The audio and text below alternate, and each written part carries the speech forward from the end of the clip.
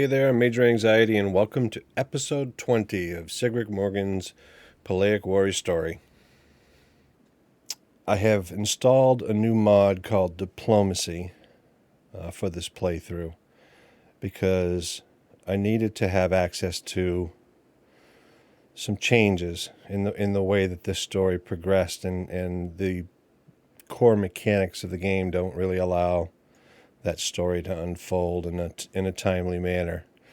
When you get to this point in the game, oftentimes it gets to be a bit grindy.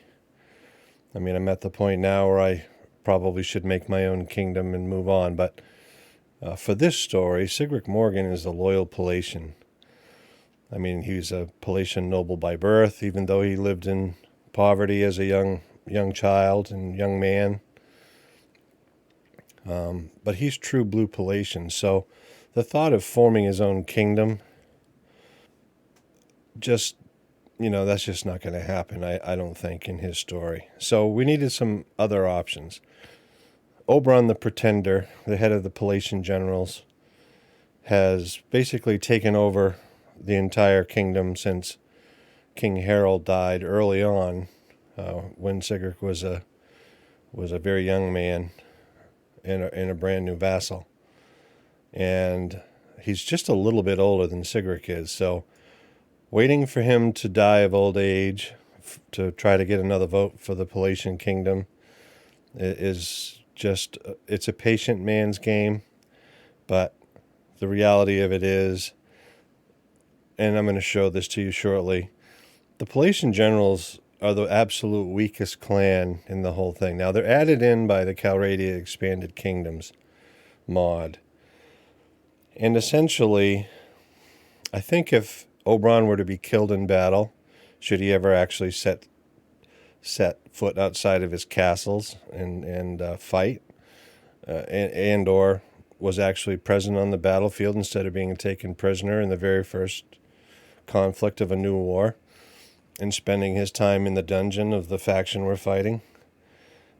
If he were to die by natural causes or by battle, I think I'm a little concerned that there wouldn't be a vote, and that it would just be a succession plan. He doesn't have any children or anything, but I think one of the other generals would essentially continue the coup that took place in the Paulician kingdom when Harold was killed in battle. So the Diplomacy mod is my attempt to add in a little more flexibility to try and progress the story as I'd like to see it go. It's a really cool mod. I don't know everything about it yet, so we're going to kind of learn this together. I'm going to show you a little bit about it right now in the Kingdom panel here. You'll see there's a new Diplomacy button. It provides a bunch of information about all of the factions, whether you're fighting them or not. You can form alliances with other factions.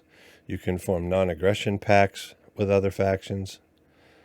So like if I look at the Western Empire, we were beating them pretty soundly, to the point where they actually are paying us a tribute every day, which is the first time in a long time that that's happened. The Paulicians weren't just pounded into submission, but they have so many lords that it's really hard to keep up with them. So if you look at their stats, their numbers are very equivalent to the Paulician strength now. We're very even, but we're getting a lot of tribute from them currently. So it's very interesting. There are settings that you can go in and change. I haven't changed anything from the default. One of the really cool things about this particular mod is this factions button here. And so this is showing that House Jerichurch is gathering support for succeeding from the Paulician faction. And he has House Tilth and House Tattersall with him. These are actually nobles. If we were to join them, essentially the only other clans, see, there's Tilth, there's Tattersall, and there's Jerichurch. That's a minor faction. They don't count. So House Kryabeck is the only other one, as well as the Paulician generals, that would be trying to succeed. So earlier on in this, when I first launched the diplomacy mod, House Crybeck tried to force a faction choice of getting Obron to abdicate the throne, and he refused. So from that, Emmerich has decided that, well, screw it, we're going to succeed from the Paleic people and form our own. And he has the other two of the top factions with him. If I decide to join him, we'll basically be going to war against the remaining Paulicians. And I think that war goes on, and depending on the outcome of that war, then we wind up either winning or and taking over the faction or not. I don't know. I think that's how it works. But this is going to be a way to unseat. There are other faction options here. If I create a faction myself, a succession one, withdraw from the kingdom. So we'd be forming a new kingdom if I join them in that. Or abdication, force the leader of the kingdom to step down. And it makes, if I have enough support for that, then it would force them to step down and a new leader is picked from an election. So I'm thinking I may actually create a faction for abdication in a little bit. We'll get into the details of that as we make our decision. At the end of the last episode, I held Kuldstadt, I held Pylos Castle, and Rizos Castle, or Palos Castle. In our fight with Sturgia, I formed an army and I assaulted and took over Omor Castle. The nice thing about this mod also is it allows the leader of the army that takes a fief to claim it rather than go into the vote, which Obron was basically overruling us all the time. So we now own 2 towns in close proximity to one another in former Sturgeon territory, plus Palos Castle. So we're in a pretty good spot should we want to form our own kingdom, other than the fact that we're not all that strong numbers-wise, and the whole diplomacy thing of getting folks to join us, even though they're our friends, can be a pain in the butt. Emmerich, who's starting the, proposing the secession, he owns Epicratia, and he also owns Saniopa down here. The other 2 lords own Rote and Legata, which are in the eastern part here of our kingdom. And so when you start looking at the clans within the Paleic kingdom, the Paleic generals clan, they only have one fief. They own Varagos Castle. They defend it with 168 people. And they keep losing it. So they can't hold on to property. They really are not the leaders that Sigric wants to follow. So we are going to participate in this overthrow. Not entirely sure how at the moment. I'm not going to leave the kingdom. I do want to see if we can't help take over and kick Obron out. And at that point, if we become king, then so be it. That'll probably be the end of the series. We're basically, Sigric has risen from, quite literally, a farmhand, farm boy, hidden noble to the king of the Paleic people, which would be wonderful. And then we can prepare to get ready to play a new playthrough in version 1.7. Alright, so let's go back to the Kingdom tab. I'm going to go to that Factions tab. They don't quite have enough to secede. But what I am going to do is I'm going to suggest very, very strongly that Obron should step down, and let's have a new election decide who's going to lead. So we're now a rebel faction. We demand that Obron abdicates their throne. See who I have. I've got almost all of my troops. I did add some new party members. Unfortunately, Chandian the surgeon, our longtime surgeon in the party, died of old age. And so we've now brought in Nortos the Scholar. No, I take that back. Nortos the Scholar was a Paleic engineer that we gave him governorship of one of our fiefs. More the Lucky is our latest party leader. I've got him leading another party in the clan. Rua the Spice Vendor, you know. Canar the Falcon, again, is a party leader, good fighter. Diokosos the Boar. I think he's leading a party also. And this is our new surgeon, Tyus the Scholar. We brought him on board when Chandrian died. So we have a new surgeon on board that's part of the party. He's not a very generous surgeon, but he is merciful, which is always a good trait to have if you're a surgeon. So that's kind of the changes to the band. All right, so let's check in the diplomacy mod and see if anybody's leaning on joining us.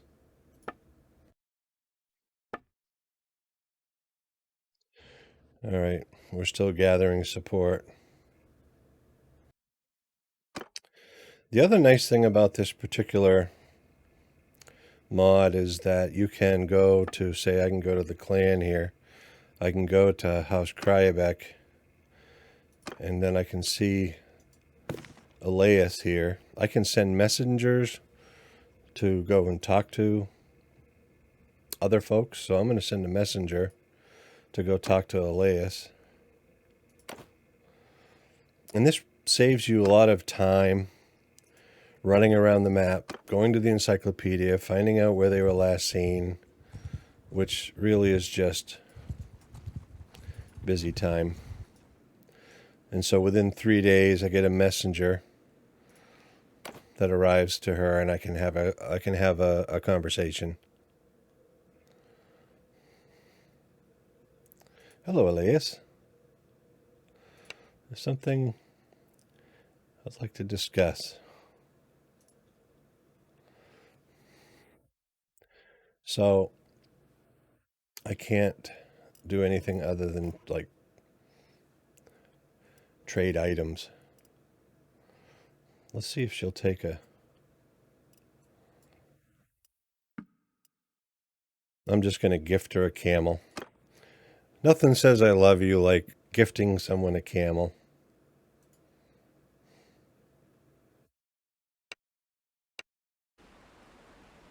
So not surprisingly, we're back at war with the Western Empire yet again. In the early battles, I've formed my army of all my parties. I've got them all together now. I have increased their spending limit on party wages to unlimited so they can get the best troops that they can get. Let me see how they're doing. So they're all maxed. I've got room for one more. My fiefs are pretty well garrisoned. All right.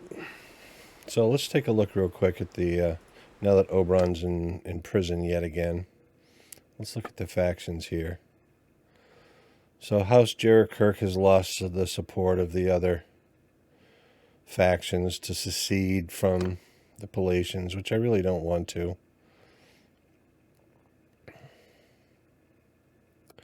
I'm going to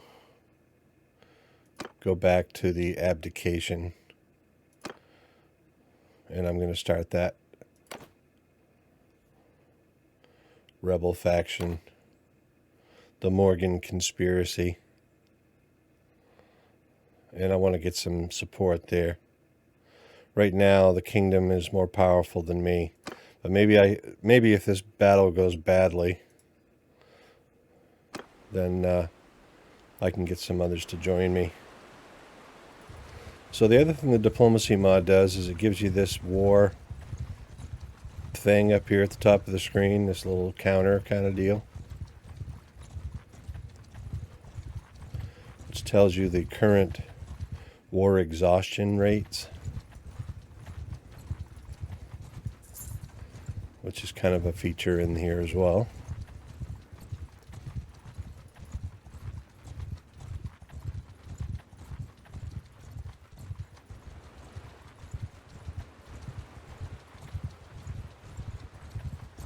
So I kind of want to come over this way to see what's going on, see if we've lost anything else. I did level up here, hang on. I'm going to put another point in athletics. That will enable me to get an endurance attribute point.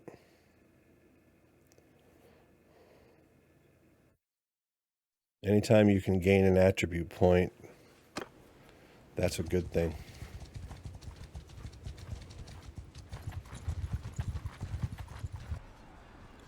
So Amaric's down here. I have a feeling if I attack, Amaric will attack. Who else has a skill point? Is there an unspent one here?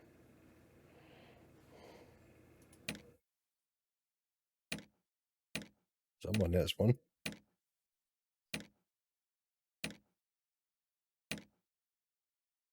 Orgunda has a point in two-handed.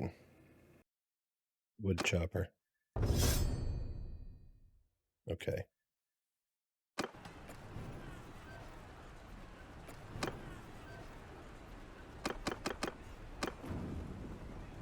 Bump up my everybody in an army.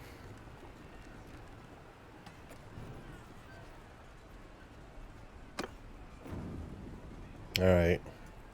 We are going to attack them. And hopefully Amaric is going to join us.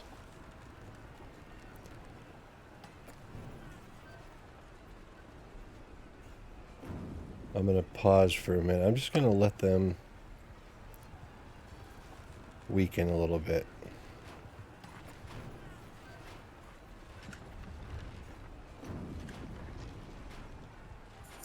They don't seem to be weakening, and they're starting to use their trebuchets. So I think our best bet's to attack.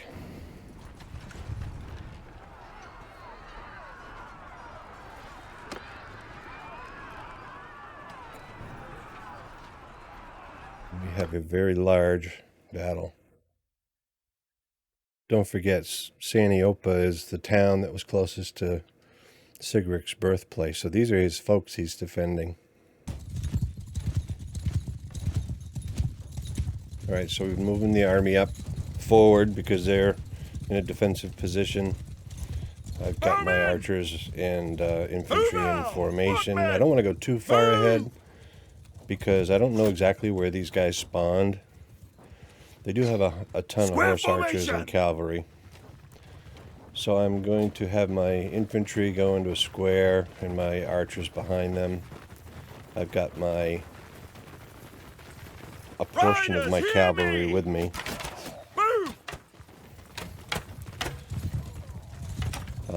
The battle is with the two armies is pretty huge, and so I don't have all of my particular army's troops with us at this juncture,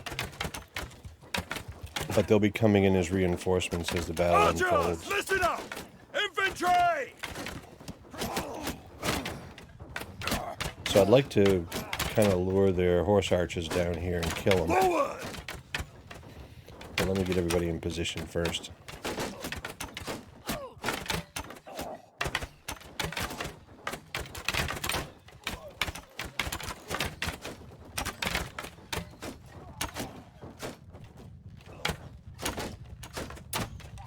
All right, let's see what's going to happen here for a bit. Bows! All right, hold your fire, boys. Bows down!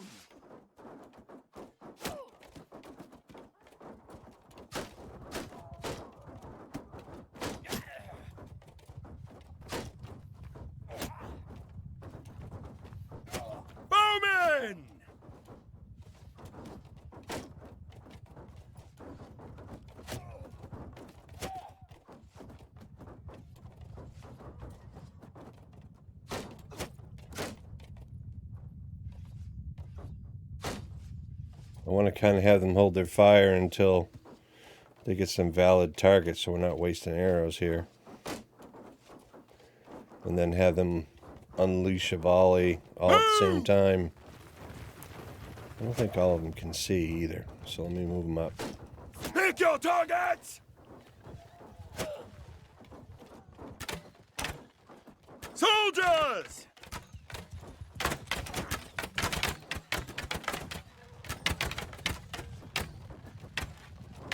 Take a line!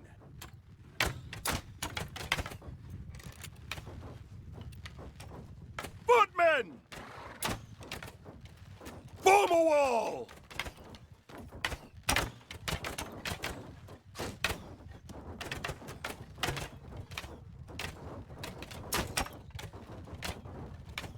Alright, let's just play this out a little slowly here. We got 26 cav on that side, they got 25 on that side.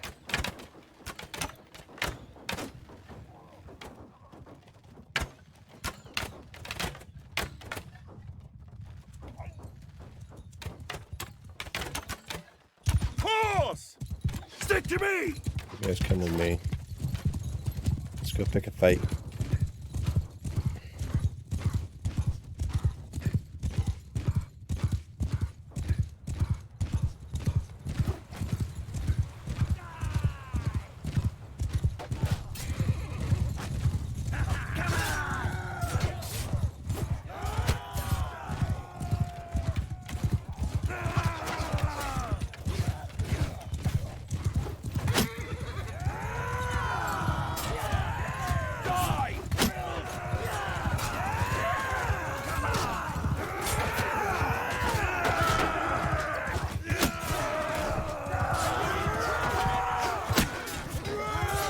Oh, sorry about that, buddy. I have absolutely zero throwing skill. I don't know why I'm carrying these javelins. I think I was thinking of assassinating Obron at one point, but To me! I'm going to swap back out to my bow. Warriors! Square formation!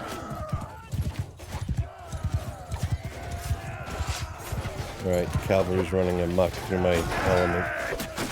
And now infantry's coming from our flank, so I'm going to move them.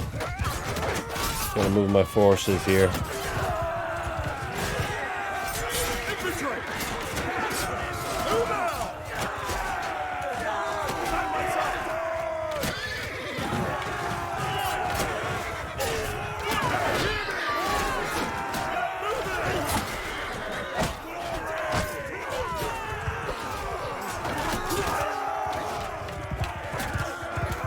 Infantry! Move in!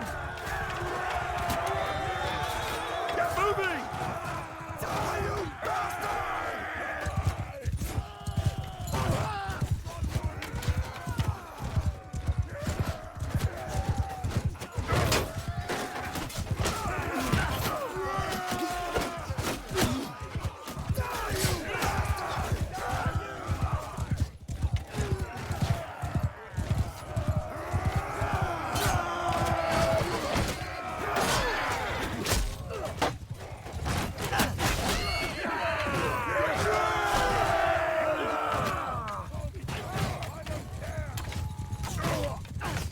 Who knows what we got here? Come on, boys.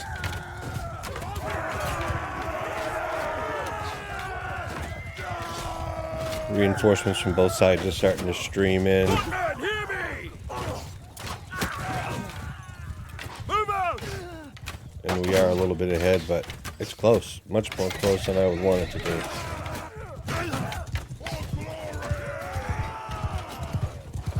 Die, you!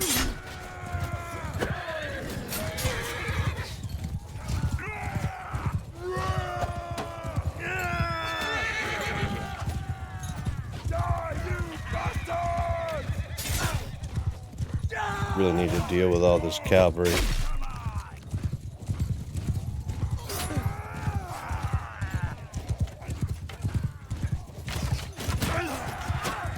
Die, you bastard!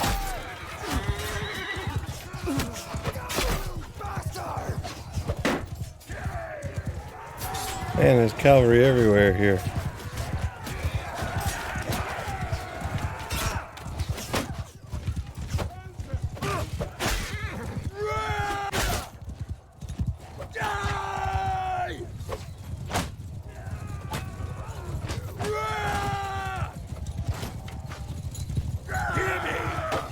Sergeant, take command! Mounted archers! On my orders!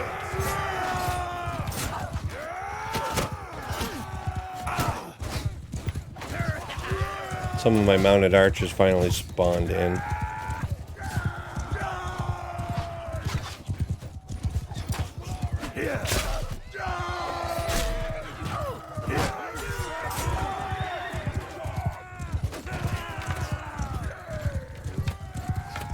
This has kind of turned into a cluster.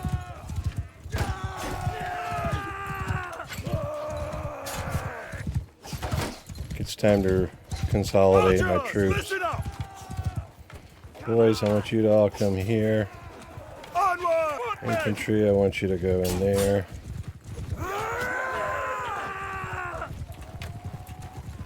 Get moving! Horses! On my orders! Do your thing.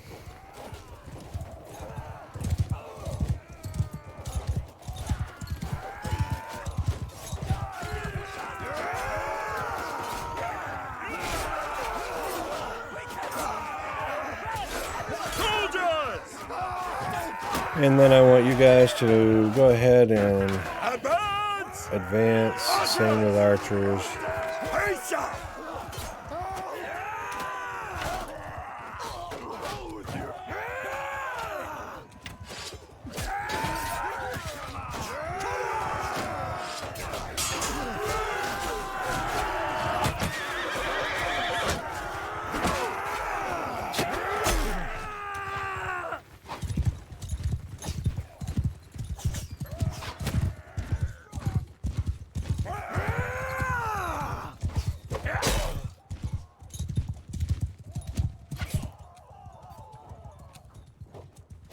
All right, where's everybody left? All right, boys.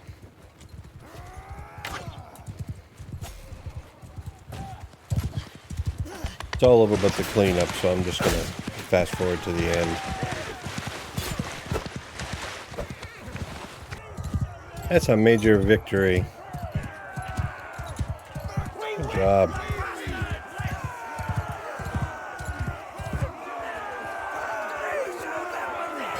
It was costly though. I had 44 die in my party.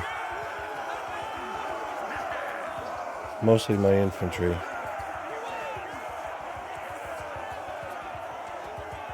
Gerda's died.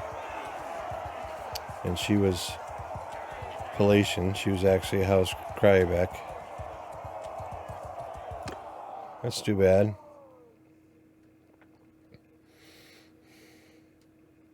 I think that was Jacamon's, one of Jacamon's daughters.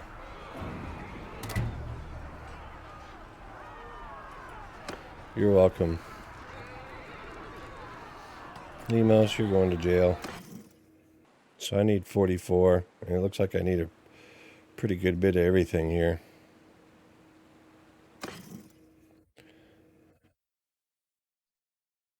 Mostly infantry. Alright. I know where I can go get infantry. But for now, let's get rid of my prisoner in here. And I'll say thanks for watching. Let me reconstitute my army.